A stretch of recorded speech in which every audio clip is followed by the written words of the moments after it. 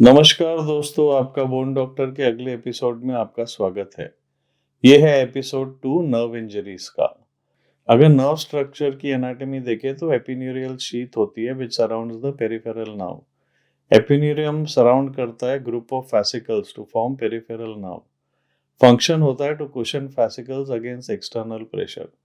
फिर होता है पेरिन्यूरियम, ये कनेक्टिव टिश्यू कवरिंग होती है इंडिविजुअल फैसिकल्स की। प्राइमरी सोर्स होता है tensile strength and elasticity nerve की। ये प्रोवाइड करता है extension of blood brain barrier, provide करता है connective tissue sheath around each nerve fascicle. फिर फैसिकल होते हैं group of axons and surrounding endoneurium.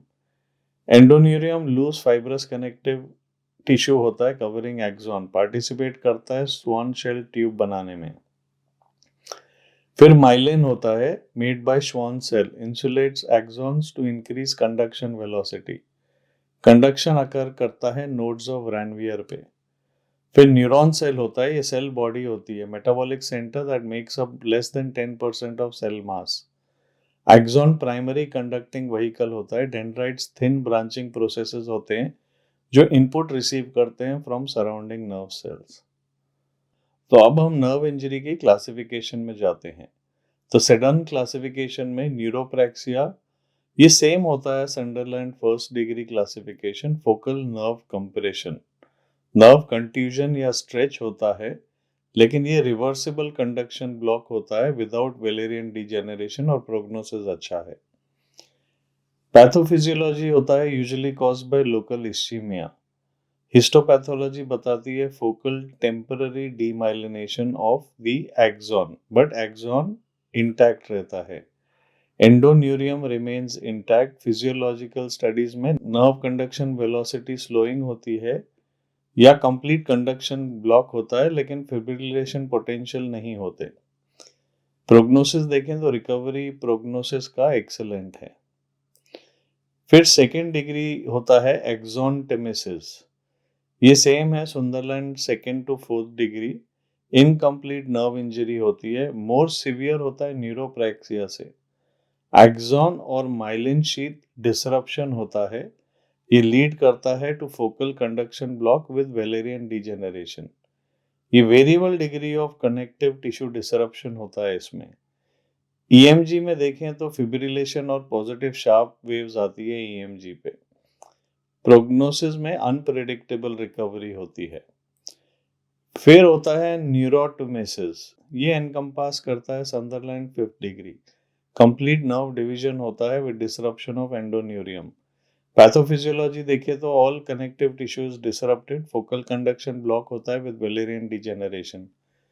Electrophysiological studies में फिब्रिलेशन और पॉजिटिव शार्प वेव होती है ईएमजी पे। प्रोग्नोसिस में रिकवरी होती नहीं अनलेस सर्जिकल रिपेयर किया जाए।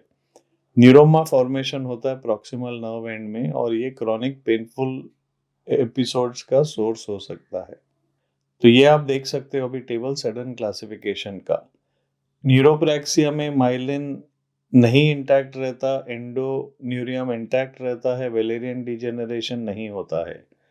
एक्सॉन्टेमेसिस में माइलिन नहीं इंटैक्ट होता, एंडोन्यूरियम वेरिएबल डैमेज होता है और वेलेरियन डिजेनरेशन होता है।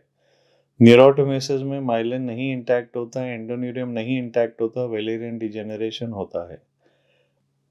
तो संडरलैंड क्लासिफिकेशन का चार्ट देखें तो ग्रेड 1 में एक्सॉन इंटैक्ट होता है, एंडोन्यूरियम इंटैक्ट होता है, पेरिन्यूरियम इंटैक्ट होता है, एपिन्यूरियम इंटैक्ट होता है।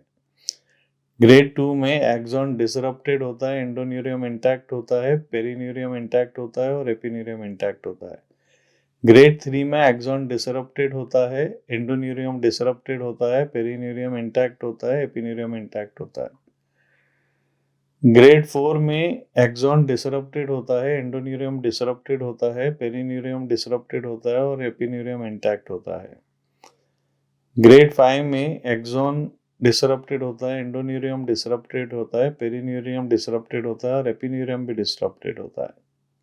तो स्टडीज में हम क्या करते हैं, इलेक्ट्रोमायोग्राफी करते हैं जिसे ईएमजी कहते हैं, और नर्व कंडक्शन वेलोसिटी करते हैं।